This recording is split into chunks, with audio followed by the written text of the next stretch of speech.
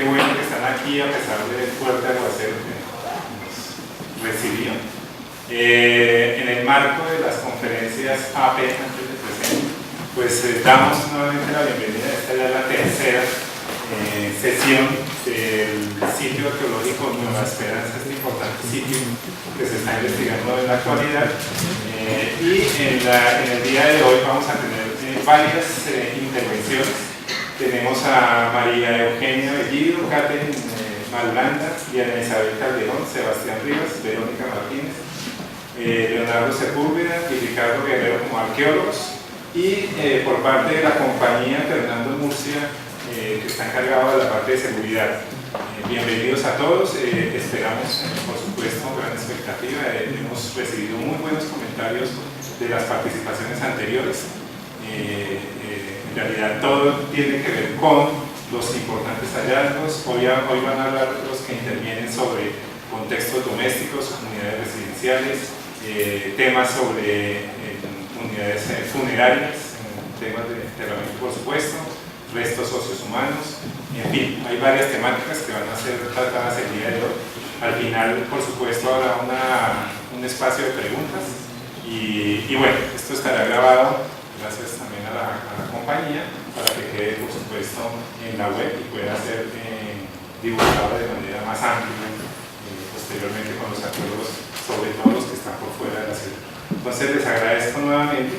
Iniciamos con María Eugenia, o no sé. Tú vas a, Tatiana, a dar una introducción. Muchas gracias. El proceso del laboratorio, que es como la parte esencial del desarrollo de nuestro proyecto, que es el que nos permite saber con qué contamos, cómo lo estamos realizando, cuál es la metodología. Entonces vamos a empezar por María Eugenia Bellido, es nuestra coordinadora de laboratorio. Ella les va a contar pues, cómo estamos trabajando. Con respecto a la máquina de lavado, que es una de las cosas que está aportando que se aporta para el proyecto de Nueva Esperanza, esta máquina es una máquina adaptada de una máquina de lavaplatos, la cual es una estructura en acero inoxidable que cuenta con unos brazos lavados.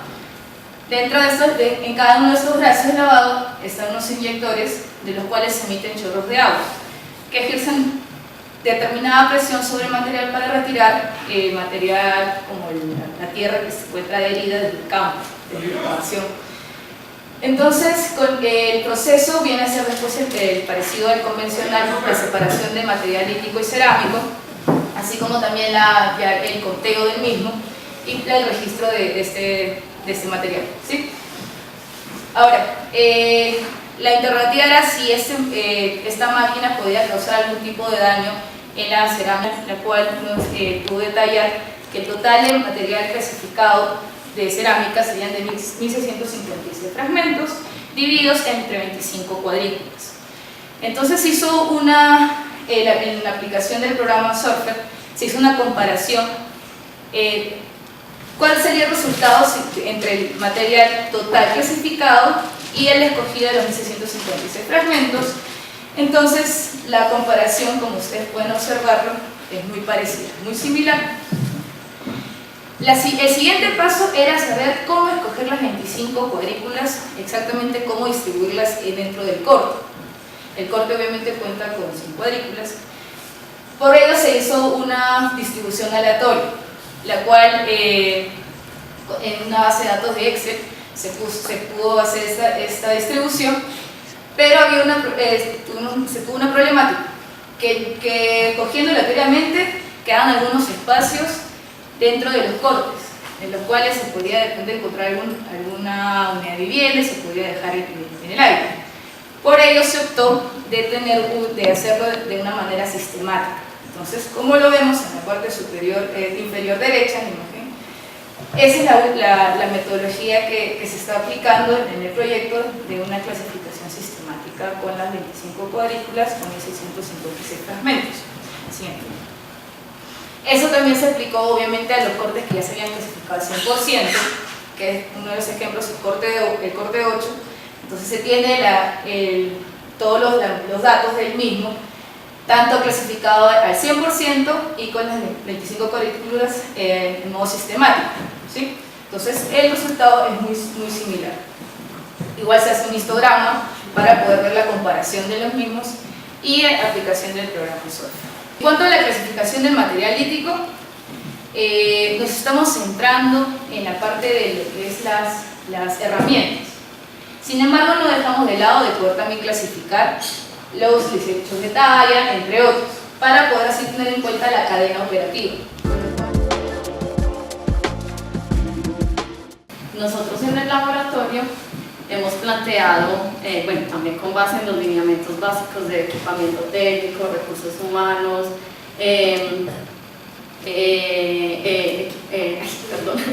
equipamiento técnico, recursos humanos, hemos planteado dos objetivos generales.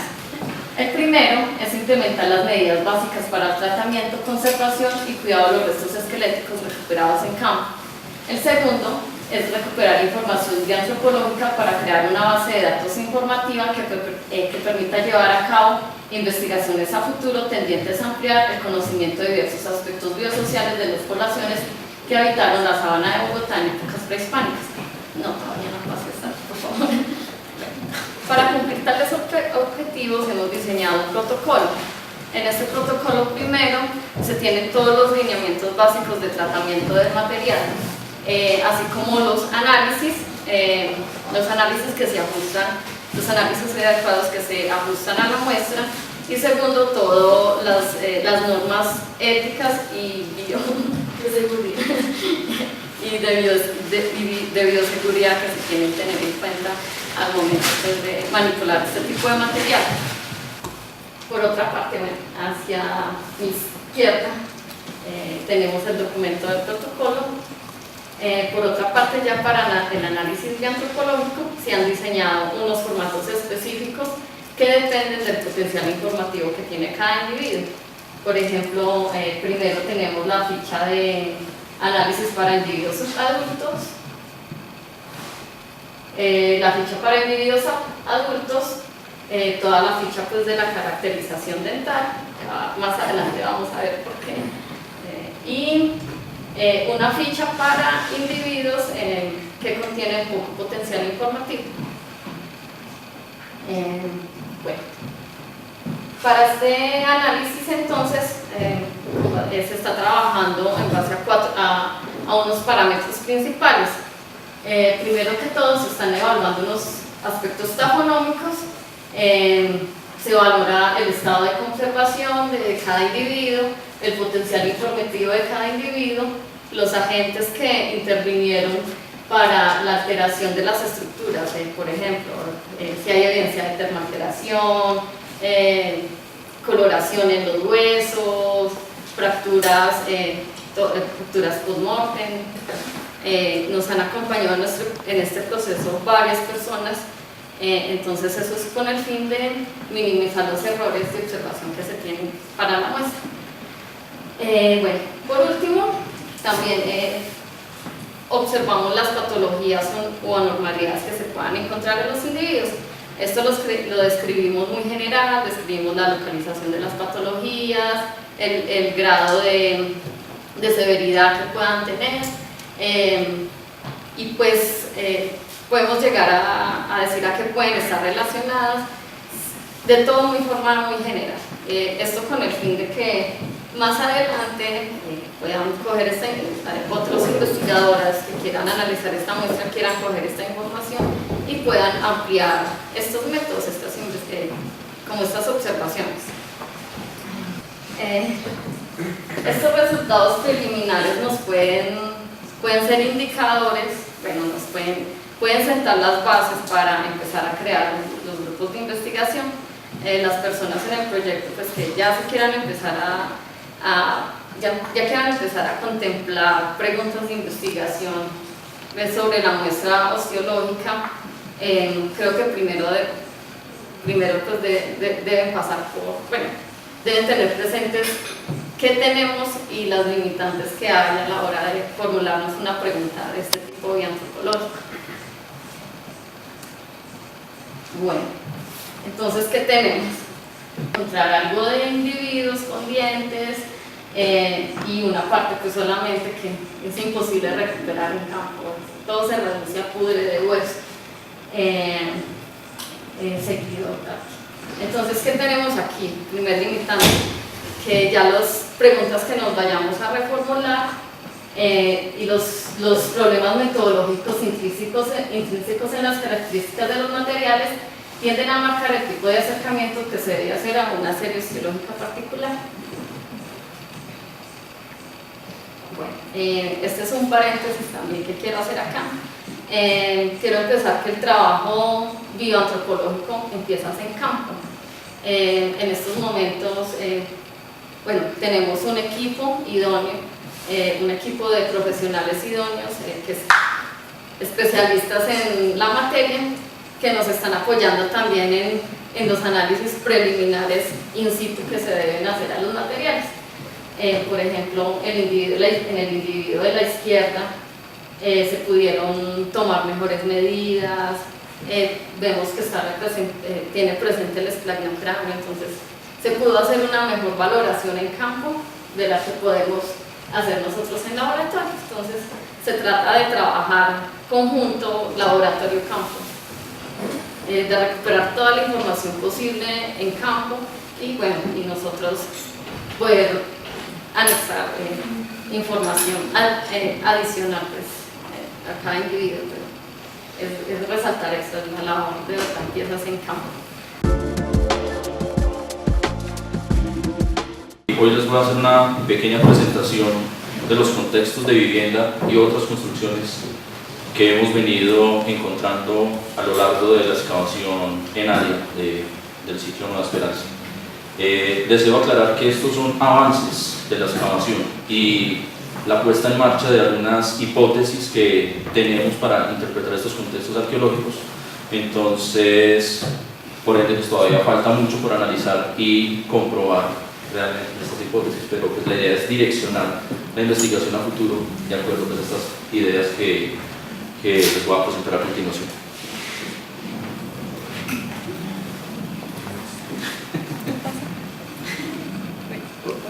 Muchas. Bueno, la primera vivienda que encontramos en el sitio Nueva Esperanza se ubicó en el corte 10, es la que en el lado superior izquierdo. Es una vivienda circular de aproximadamente 5,90 de diámetro, con un poste central y la cual se asoció al periodo Muisca tardío por la cantidad de material que se encontró durante la excavación, tanto adentro de la vivienda como alrededor.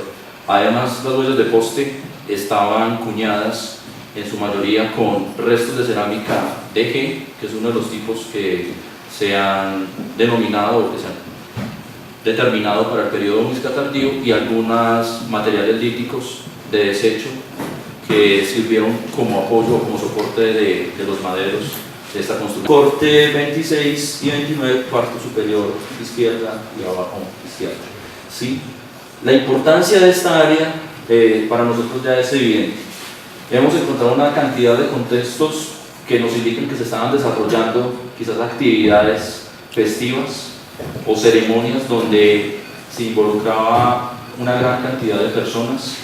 Creemos que las estructuras rectangulares se pudieron haber construido hacia el periodo Muisca tardío, pero también existe la posibilidad que hayan sido erigidas desde el periodo Muisca temprano y hayan perdurado durante un largo periodo de tiempo y se hayan desarrollado diferentes eventos. Pues allí la sociedad, las personas que vivieron en el contexto doméstico del corte 25 deben haber tenido un rango social que les permitió tener estas estructuras, construir estas estructuras cerca y llevar allí pues, estos eventos que les estoy mencionando.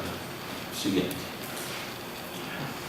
Bueno, hacia la parte sur del sitio hemos venido identificando lo que creemos son algunas huellas de poste, o una gran cantidad de huellas de poste. Estamos en proceso de interpretar estos contextos, pero hay algo que nos sugiere que podrían ser las evidencias de un cercado o una empalizada.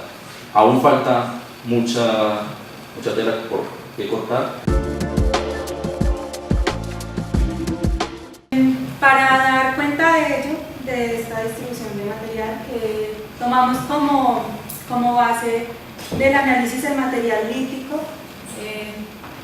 y se hizo también una comparación en tiempo y espacio, pues un análisis sincrónico y diacrónico de este. Y siguiente. Pues lo que se planteó fue como mirar el papel o el rol de jefe o de jerarquía alta en la sociedad. Entonces, pues, para ello identificamos, digamos, Nueva Esperanza como un lugar central en el desarrollo político y económico del altiplano, teniendo pues en cuenta varias características que se determinaron desde campo, de acuerdo al registro arqueológico que se pudo identificar en campo precisamente. Y pues digamos, la característica principal es la envergadura del sitio. El sitio tiene un tamaño considerable, donde pues se pudo haber asentado una sociedad bastante densa. La ubicación geográfica también tiene mucho que decir acá, porque está ubicada, digamos, cerca al río Bogotá, que en época prehispánica pudo haber sido una fuente principal para obtención de recursos para alimento y fabricación de tanto cerámicas como artefactos líticos. Tenemos también presencia de elementos foráneos y estas estructuras rectangulares de las que hablaba Sebastián y otras de un tamaño más considerable que tenemos en la parte de INTEC, pues aún está en estudio, aún está en análisis, pero pues se podría comparar con otros sitios donde estas estructuras de gran tamaño representan áreas de congregación social, de fortalecimiento de lazos sociales, y también en campo se pudo identificar diferencias en los contextos funerarios, en los ajuares principalmente, que puede significar diferencia en la jerarquía social. Pues precisamente esto se ve en campo, pero seguramente pues se va a ahondar en ello en laboratorio con una muestra más alta. Y pues en este sentido la pregunta del trabajo es respecto a esto, o sea, determinar si hubo algún tipo de injerencia política en la organización del espacio en cuanto a áreas de vivienda y sus áreas de actividad en los diferentes periodos de ocupación del sitio. El objetivo principal, el objetivo general, precisamente es establecer si hubo o no hubo esta posible injerencia política en la organización del espacio en los diferentes periodos de ocupación. Los objetivos específicos, pues ya en primer lugar está la identificación de la unidad de análisis, que como les decía es la unidad de vivienda o interdependencia. Reconocer mediante la clasificación lítica pues los desechos, núcleos y herramientas por el otro lado, y también está identificar las materias primas de estos elementos líticos. Pues en este momento también es necesario aclarar que se trabajaron tres antecedentes principales, que fueron los trabajos de Koch Henderson y Nicolás Ostler en Suta y Francisco Romano en San Carlos Funza, quienes hicieron un reconocimiento sistemático de los sitios y se hicieron también identificando unidades de vivienda y haciendo comparaciones en tiempo y espacio. Otro trabajo que se tomó en cuenta acá fue el de Martín y Murillo, que trabajaron tres sitios diferentes en el área intermedia, haciendo comparaciones también de este tipo de reconocimiento sistemático y pues tomando como conceptos autonomía e interdependencia en estas sociedades, que son conceptos que yo también trabajo más adelante en esta investigación. Y lo que les vamos a presentar es como ese aprendizaje y esa como Gracias. también en parte tire y afloje en cuanto al desarrollo de nuestra actividad, ya que tanto para Codensa como para nosotros ha sido nuevo, Claro. a nosotros desde la seguridad y a ellos desde el desarrollo de la actividad, de la arqueología. Entonces ya nos hemos ido acostumbrando a protegernos, que es parte como de lo que hemos aprendido en Nueva Esperanza. Vale, muchas gracias. Bien, muchas gracias por la invitación. Llegué hace unos minutos, pude escuchar varias de las exposiciones que realizaron ustedes. Me sirvió muchísimo porque entendí mucho más el proyecto cuando uno lo ve desde arriba, con todas las reconstrucciones vía computador, con todos los planos. Realmente hoy comprendí mucho más el proyecto de lo que uno puede, sin ser experto, pues visualizar en el terreno. Entonces, así como he aprendido a conocer el proyecto más a raíz de esta escucha que he hecho de sus exposiciones, lo mismo nos pasó con el tema de seguridad y salud laboral. Codensa es, pues digamos, todos la conocen, es la empresa distribuidora de energía que cada mes, pues no solamente nos suministra la energía, sino que cada mes nos deja un regalito en la casa, que es el recibo de la factura de la luz. Y Codensa, digamos, es una empresa de 1.100 trabajadores y tenemos, digamos, vinculados con empresas contratistas cerca de unos 4.000 trabajadores. Y nosotros, digamos, somos muy conscientes y muy preocupados por el tema de seguridad y salud laboral, tanto del personal propio como de las empresas contratistas. Entonces, digamos, para nosotros es como muy fácil y muy del día a día cuando tenemos contratistas que tienen que construir una subestación, que hacer excavaciones, que montar una torre de transmisión, etcétera, sabemos qué hacer, pero digamos cuando nos enfrentamos a este tema de un proyecto de rescate arqueológico, cuando el director del área de nosotros, el ingeniero de obras de alta tensión, pues nos llama y nos dice que hay que hacer esto, qué recomendaciones damos nosotros como área de seguridad y salud laboral para desarrollar en el contrato, pues la verdad que no sabíamos. Se nos ocurrieron al principio cosas locas que en la medida que fuimos trabajando con ustedes, pues nos dimos cuenta que no eran muy prácticas. El ejemplo más típico pues fue, oiga, pues póngale casco, y luego cuando pues ustedes estaban haciendo el trabajo, pues eso es inviable y realmente no obedecía a ningún riesgo. Entonces, digamos, este ha sido un proyecto muy interesante para nosotros como Codensa y creo que también para la Unión Temporal, porque creo que ambos hemos aprendido. Igualmente cuando nos acercamos al proyecto, bueno, pero es un tema de muy bajo riesgo, pues realmente eso como que poco o nada requiere de intervención. Pero como todo problema, en la medida que uno lo ahonda, lo estudia, pues va encontrándole nuevas derivadas y nuevas cosas que hacer. Entonces, en ese sentido, si quieres, vamos adelante. La idea en estos minutos es contarles, recontarles cómo fue la aproximación a este proyecto y qué fue lo que en última hicimos conjuntamente con la Unión Temporal. Entonces, la idea es recorrer las actividades siguiendo lo que pues, es un ciclo PHBA, un ciclo de mejora continua en el planear, en el hacer, en el verificar y en el actuar. No me voy a detener a leer todas las letras, en la medida que vayamos viendo con fotografías, que es mucho más amable, pues vamos a ir explicando un poco. Siguiente. Bien, entonces lo primero en la parte del planear, o sea, cuando nos acercamos a pensar qué era lo que realmente teníamos que hacer. Pues comenzamos a analizar los diversos riesgos que teníamos en el proyecto. Digamos, una de las primeras cosas es que cuando hay excavaciones, pues evidentemente hay un riesgo de que las personas que están trabajando al interior de la excavación pues queden atrapados, que pueden tener heridas traumáticas, temas de asfixia y cosas que pueden ser inclusive heridas graves.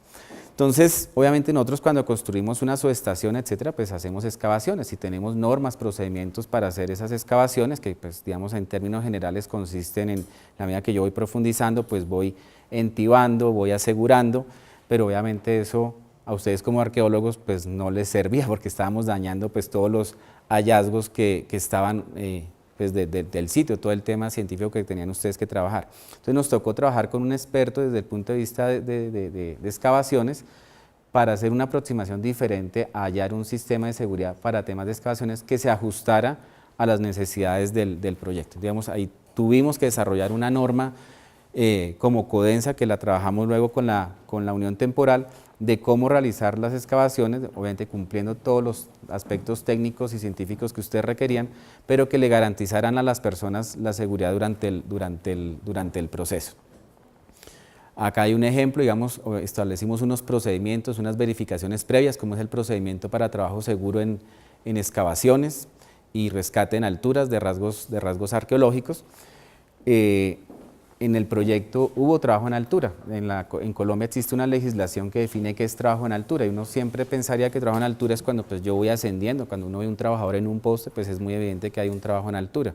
Pero trabajo en altura es cuando yo tengo la posibilidad de caer más de 1,5 metros, ya sea porque estoy trepado en un poste y tengo la posibilidad de caer, como cuando estoy en un borde acá sobre la superficie y al fondo puede haber un abismo, como puede ser una cámara, como puede ser una subestación.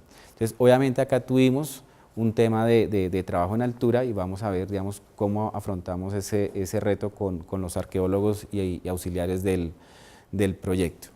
Elaboramos ya de una manera más aterrizada una matriz de elementos de protección por cargo, entonces los ajustamos a cosas que fueran más fáciles y más prácticas para ustedes, y en esa medida, digamos, fue lo que implementamos en el contrato y lo que luego implementamos con los trabajadores. Siguiente. Durante el año pasado, nosotros como Codensa hicimos un cambio de la imagen de nuestros contratistas. Antes ustedes los veían de cierta forma, con una dotación muy de jean. Ahora ustedes los ven en la calle con unas dotaciones que son con más color, más representativas.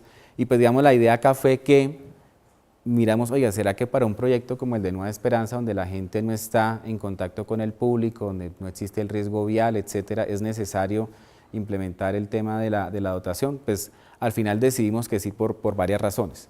Primero, lo que nosotros conceptualizamos es que el hecho de uno estar de alguna manera con un uniforme, como puede estar un cirujano, como puede estar, etcétera, otras profesiones, pues transmiten una imagen, le transmiten a la persona una forma de comportarse, o sea, le transmiten, digamos, un sentido de pertenencia y algo, digamos, lo simboliza con un quehacer y con unos comportamientos deseados. E igualmente, pues digamos, los uniformes, como pudimos ver en algunas fotografías que ustedes mostraron, se deseaba mejor, las cintas reflectivas hacía que se pudieran visualizar los trabajadores. En el proyecto Nueva Esperanza a veces cae una neblina bastante densa y en algún momento había tránsito de maquinaria y pues era importante que los trabajadores se pudieran visualizar para evitar temas mecánicos pues, que fueran arrollados por algún vehículo, alguna maquinaria. Entonces, esta fue la imagen que tuvimos en el proyecto con la Unión Temporal, en el proyecto que corresponde a Codensa. Y pues bueno, fue muy chévere porque fue tal vez de las primeras empresas contratistas en adoptar la nueva imagen de Codensa. Siguiente. Bien, lo otro que trabajamos, que hace parte del hacer, pues fue que en el día a día los grupos de trabajo hicieran un análisis de riesgo. Esto, aunque parece algo rutinario, digamos, la importancia de esto es que muchas veces la gente, cuando uno analiza los accidentes, la gente se accidenta algunas veces, digamos, muy pocas veces porque ve el riesgo y decide asumirlo. O sea, por regla general, uno tiende a cuidarse, digamos, hace parte como de la psicología básica de cualquier humano. Sin embargo, la mayoría de las veces lo que sucede es que nosotros subestimamos el riesgo o no lo identificamos. Pensamos que eso no nos va a pasar o simplemente la actividad es tan rutinaria que no vemos el riesgo. Y una de las formas de controlar las cosas pues es hacerlas conscientes. Una de las mejores formas de bajar de peso pues es cuando uno es consciente que está gordo y pues que cada que se va a comer algo dice, no, yo estoy gordo, pues como que se restringe de realizar esa actividad. Lo mismo pasa con los riesgos. En la medida que yo soy consciente que sí tengo riesgo de caerme, que tengo riesgo de cortarme, que tengo un riesgo ergonómico, etcétera, pues mentalmente me condiciono para, de una mejor manera, poder asumir el uso de los elementos de protección o de seguir cierto tipo de procedimientos. Entonces, acá hay un análisis preoperacional diario que ejecutaban o que se ejecuta aún todos los grupos de trabajo. Se diligencia en un tablero que está pues, en algunas de las carpas del proyecto para que esos riesgos sean evidentes para todas las personas. Y tenemos, digamos, un ritual en el que diariamente trabajamos con todas las personas, los líderes de los procesos, de los grupos de trabajo, pues socializan tanto los riesgos como los incidentes que han pasado.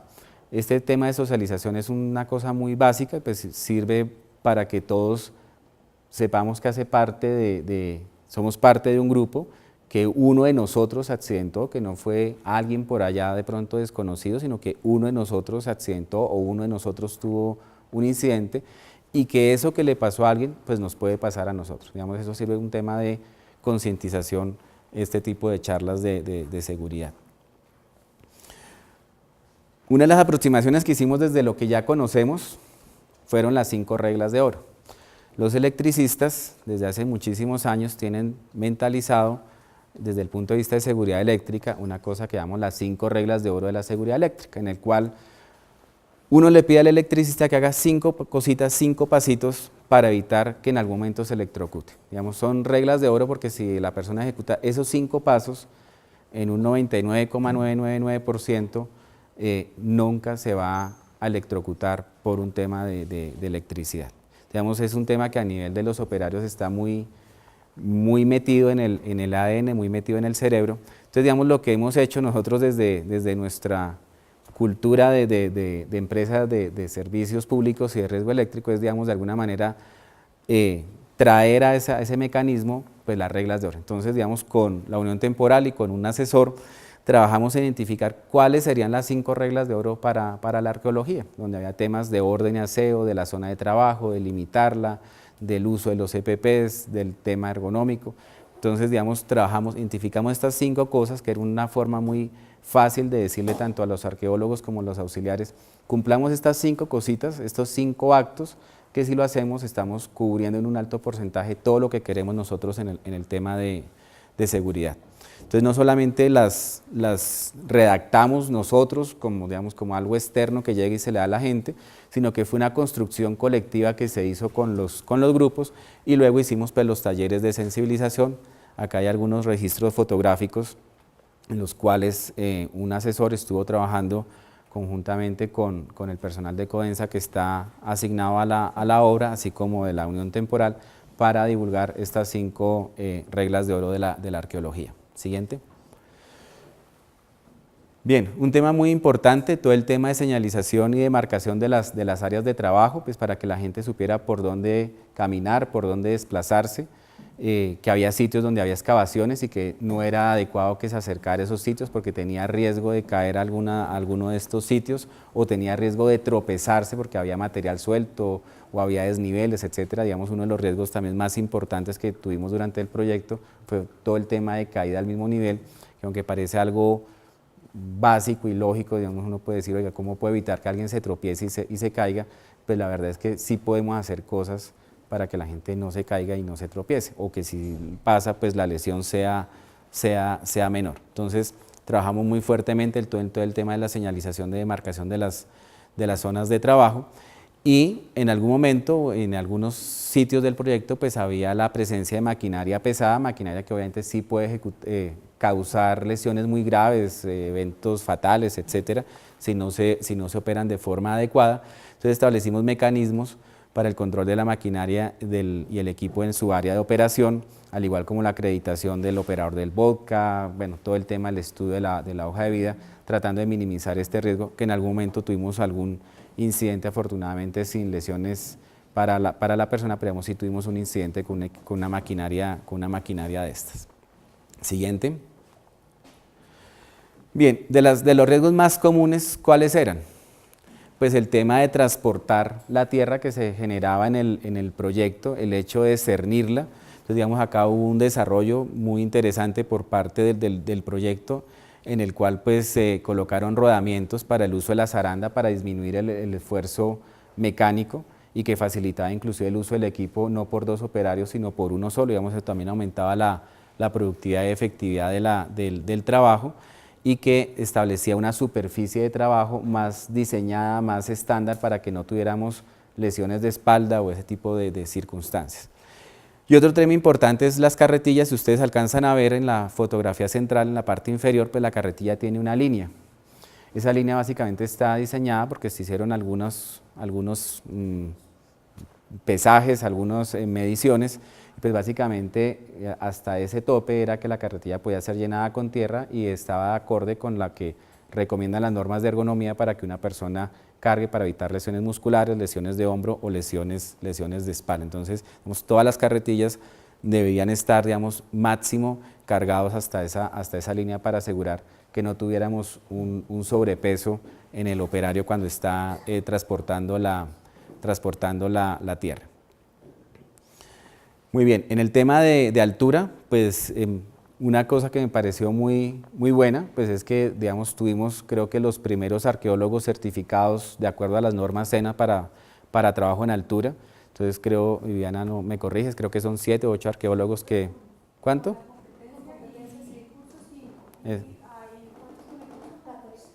14, entonces digamos tenemos un número bastante grande de personas que, así como tenemos trabajadores que se suben a una torre certificadas en esa competencia, hoy día lo están porque evidentemente teníamos un riesgo de trabajo en altura en este proceso. Igual, digamos, acá había algunas excavaciones menores, pero en las mayores pues también diseñamos que no está acá en el registro fotográfico, un trípode, pues digamos, para asegurar que cuando la persona estuviera en excavaciones más profundas, pues tuviera su línea de vida y pudiéramos en algún momento dado de un accidente tener una forma de cómo rescatarlo de forma rápida y minimizar la eventualidad de una lesión grave o fatal. Siguiente.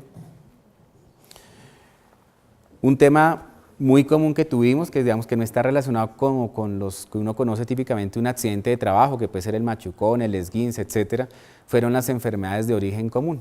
Las enfermedades de la gastroenteritis, las diarreas, etcétera, básicamente porque pues obviamente estamos manipulando tierra, luego pasamos a consumir un alimento, entonces obviamente pues llevamos de nuestras manos bacterias y cosas al sistema digestivo. Entonces establecimos pues zonas de alimentación con su lavado de manos, hicimos una sensibilización sobre lo que es este factor de riesgo biológico, que digamos en algún momento tuvo una incidencia importante en el ausentismo de tanto de arqueólogos como de auxiliares en el proceso.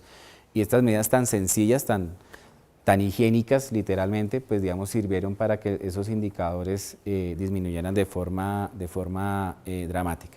Igualmente la protección facial, digamos, dado por tanto del riesgo mecánico, digamos, de la protección de cuello como el uso del protector solar, porque pues obviamente hoy día es un factor de riesgo muy evidente, digamos, de enfermedades a largo plazo por todo el tema de cáncer de piel. Entonces, sobre esto se trabajó muchísimo con las personas y bueno, las estadísticas nos demuestran que en efecto se logró tener un impacto porque pues vimos la reducción en el ausentismo y en las enfermedades por este tipo de agentes. Siguiente. Y un tema muy importante, como mencionabas tú, o sea, tuvimos al comienzo muchísimas reuniones, al principio un poquito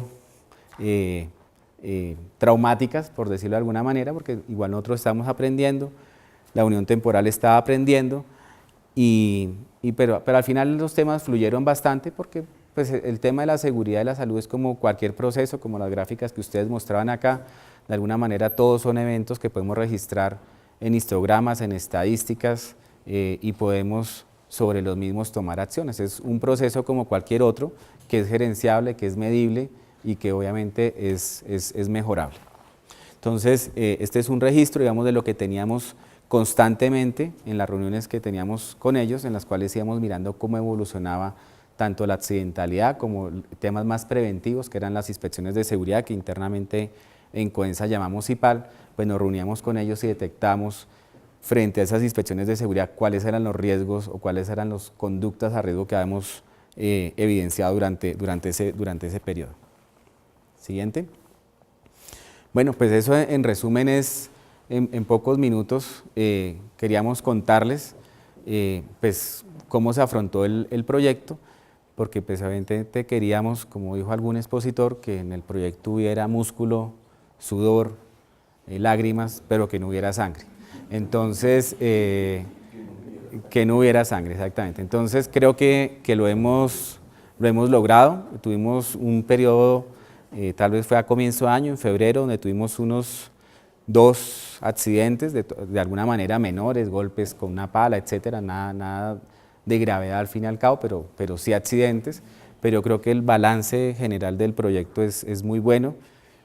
Nos ha permitido a nosotros aprender. Como CODENSA estamos en un periodo grande de construcción de nuevos proyectos, pues porque la demanda del país ha crecido y eso nos exige pues muchas más desde el punto de vista de generación eléctrica, como a su vez poder llevar mucha más energía a los centros urbanos que están creciendo tanto en consumo como en industria, y pues obviamente este tipo de obras pues requieren emplazamientos grandes, y obviamente seguramente vamos a tener muchos más exploraciones arqueológicas en todos los proyectos que vayamos a tener, y yo creo que acá hemos aprendido nosotros bastante. Entonces, pues no sé, muchas gracias por la invitación.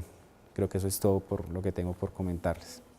Muchísimas gracias a todos los expositores, temas muy interesantes, surgen muchísimas preguntas, por supuesto, a mí me surgen varias, no solamente desde el punto de vista procedimental, de cómo se está haciendo la gestión del patrimonio arqueológico en este lugar, cuáles van a ser los temas que seguramente conversaremos más adelante sobre el tratamiento de las muestras, de la colección misma, sobre todo por el volumen que contiene, digamos, este rescate arqueológico, sino también todas las que surgen a partir de las presentaciones de ustedes, perdón.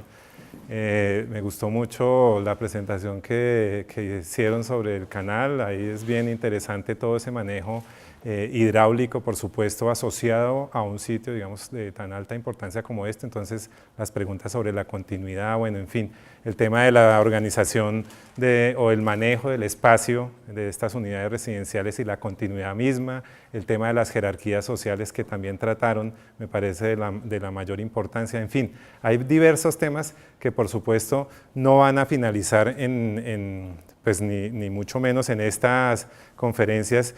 Seguramente dará para trabajos los que ustedes están desarrollando, por supuesto, pero muchos otros. Por eso es tan importante que las colecciones queden muy bien resguardadas para que otros investigadores puedan, digamos, hacerse nuevas preguntas, hacer una lectura distinta a la que ustedes están haciendo o complementaria, por supuesto, a lo que ustedes están interpretando en estos sitios. Entonces, los modelos explicativos que están surgiendo son muy interesantes, de verdad. Yo creo que este sitio va a marcar un hito importante en la arqueología del altiplano y de las secuencias de ocupaciones de periodos tempranos y tardíos para esta región. Entonces, muy agradecido a quienes presentaron. Vamos a recoger de pronto máximo unas 5 preguntas de las personas del público que quieran hacerle a los expositores. No sé si haya ya algunas preparadas. Sí, Guillermo. La pregunta no es, quiero hacer algún comentario. ¿Qué hago yo con eso? Aquí. Sí, en primer lugar, yo recuerdo que cuando se comienza a pensar en el área, en la zona de las cercanías de Soacha, la primera excavación la hace Gerardo Raigel Dolmatov. Y es una excavación, digamos, menor, que parecería indicar una cantidad de elementos que luego se van a venir a aclarar con la cronoestratigrafía de Correal. Lo de Aguazuque acaba de enredar el asunto porque no solo hay todas las evidencias de las cronologías, sino también la presencia de huesos y de cráneos pintados. A todos ellos, en general, se les pasó por alto la presencia del arte rupestre que estaba en los alrededores. En la sesión pasada, que se filmó de los colegas que hicieron también la presentación, preguntaron por arte rupestre. Y alguien respondió, sí, claro, hay mucho. Bueno, mucho es en realidad en serio. Es decir, puede haber 300 rocas en los alrededores de Nueva Esperanza, pienso de los próximos 3 kilómetros. En los 10 kilómetros, en los 15 y en los 20 pueden haber 3.000. En la zona de Mesitas del colegio nosotros llevamos ya tal vez 15 años trabajando y llevamos 2.200 rocas. Y en las áreas de Oaxaca, pues por supuesto que hay arte rupestre. Y está al frente de lo de Tibanica que excavó la Universidad de los Andes, y ahí pueden haber unas 60 rocas, más el área del oriente de Soacha. Es decir, que toda la iconografía que está en los alrededores y que siempre ha sido problemática porque el arte rupestre nunca ha tenido los fondos para ser datado, los elementos que empiezan a aparecer, y las cronologías y la cronoestratigrafía y los estudios tipológicos pueden resolverse o entrar en conflicto, ¿no? Porque pueden haber toda clase de preocupaciones allí. Bueno, Por supuesto que ese es el comentario. Lo otro es que la información que empezamos a tener empieza a ser de tal complejidad y el desarrollo de los proyectos que se están haciendo son tan rápidos que hay que pensar también igualmente a la velocidad en que se hacen, lo cual me parece siempre problemático. Pero estamos frente a una nueva etapa de la arqueología. Yo diría que ya tenemos más oficio de aprender a relacionar todo lo que se ha venido ubicando. Y lo que encontró Rigel pues es un 0,01% y lo que hay con Nueva Esperanza es un por lo menos 50% de evidencias que permitirían hablar de construcciones como las que acabamos de ver tanto en esta sesión como en la anterior, de casas rectangulares y de presencia de volantes de uso en proporciones desobligantes, ¿no? O sea que hay cosas fuera de los análisis de los huesos, fuera de los estudios del polen, fuera, etcétera. O sea que a mí me parece que lo que tendrían que hacer las empresas que están a cargo es ampliar un poco los proyectos de financiación en las investigaciones. Lo digo muy fraternalmente porque apenas se acaben los informes finales para ustedes se van a quedar sin empleo. No, de verdad, es decir, el 90% de las investigaciones que se han hecho en arte rupestre desde 1970 hicieron con plata de bolsillo. Y hasta ahora, hasta hace unos pocos años, empezamos a recibir algunos fondos por aquella cosa de que ustedes tienen todos celulares y a veces dos. Y entonces los fondos de telefonía móvil celular han dado una cantidad de fondos. Pero si INGESA y si EPM piensan la importancia de lo que se encontró, bueno, yo diría que habría que volver a replantear la posibilidad de que esos trabajos tuvieran especializaciones y tesis de grado con universidades, etcétera, etcétera, y que todo el mundo desde el gobierno nacional y patrimonio dieran fondos para que quienes han arrancado a hacer el trabajo sigan. Porque nunca van a relacionar el arte rupestre con lo que han encontrado porque no está a la mano en la excavación. Y siempre van a ser contextos problemáticos, ¿no? Es decir, la investigación de Correal en Abrigo Rocoso de Tequendama es fantástica, pero nadie sabe que a 3 metros donde se hizo la excavación están los murales pintados. Y nadie se imagina que podría haber sido interesante pensar esas correlaciones, ¿no? Se me ocurre solamente plantearlo porque pues al fin y al cabo yo soy doliente de ese oficio, ¿no? Me dediqué a hacer arte rupestre, entonces no sé hacer nada más. Entonces me parecería que es buena idea que ustedes, los de los grupos que están trabajando, facilitaran las relaciones a abrir un nuevo campo de investigación que tenga que ver con el lenguaje y los sistemas de representación indígenas que pueden ir desde cazadores recolectores hasta el periodo Muisca. Eso es muy interesante, ¿no? Con formas abstractas además, ¿no? Muchas gracias, Guillermo, por el comentario. No sé si alguien del grupo de expositores quiere responder al comentario de Guillermo. O, pues... No, o sea, Guillermo, pues coincido con su observación frente a este vínculo que puede existir o que existe, evidentemente, entre el arte rupestre y los contextos arqueológicos circundantes, por supuesto que sí. Es un campo que pues, personas como ustedes pues, se han ocupado, pero digamos, como lo mencionaba hace un momento, este tipo de colecciones, este tipo de contextos, por eso es tan importante que se documenten suficientemente, el dato arqueológico esté muy bien recogido. ¿Por qué? Porque estas investigaciones, como muchas otras, por supuesto, no hay ninguna investigación que concluya en absoluto o con la totalidad que se pudiese hacer frente a un contexto determinado. Es decir, no la conozco yo aquella investigación arqueológica que diga la totalidad de resultados frente a un trabajo. Entonces, aquí quedan muchas aristas, muchos campos de investigación nuevos, interesantísimos también con Jorge Gamboa, el coordinador de historia, también conversábamos, y es una pregunta también que surge aquí, esa información que resulta importante que ustedes exploren también sobre el análisis de documentos del siglo XVI, que resultarían importantes para empezar también a hacer interpretaciones de este tipo de contextos. Entonces hay muchas aristas, hay muchos temas que por supuesto quedan abiertos y que podrían ser abordados por investigadores futuros siempre y cuando se documente con suficiencia los contextos, es decir, que se recoja muy bien el dato arqueológico. ¿Otra pregunta? Sí, Judith.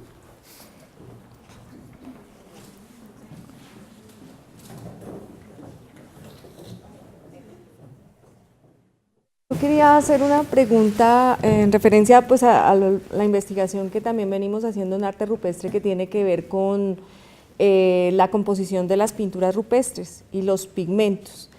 Y hemos empezado a intentar relacionar el uso de esos pigmentos en otros eventos de contextos arqueológicos. Por ejemplo, en Aguazuque sabemos que muchos huesos están pintados, en otras excavaciones se encuentran pisos con recubrimientos de ocre o almolinos o maceradores de cierto tipo de colorantes. Mi pregunta era si allí en Nueva Esperanza se encontraron algunas evidencias de este tipo de cosas, de pigmentos. Tenemos bastante ocre, pero creo que hasta ahora no, algo así como que tú digas que restos óseos pintados.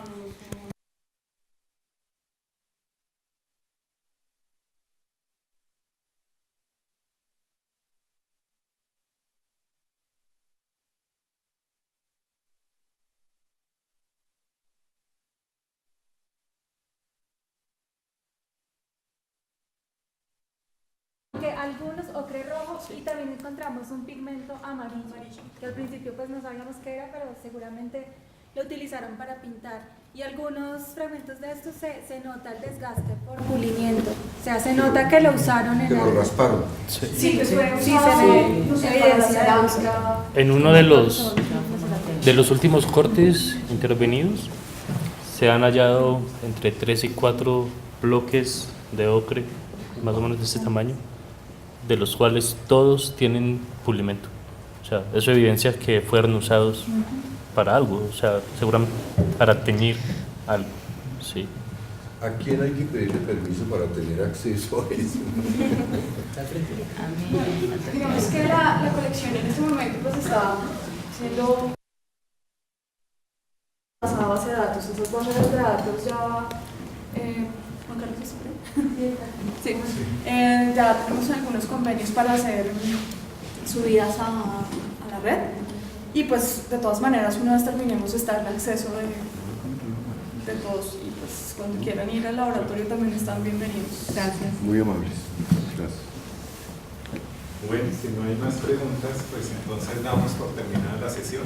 Agradezco su asistencia y les invito a que continúen siguiéndonos todos los jueves en el ciclo de conferencias AP antes del presente.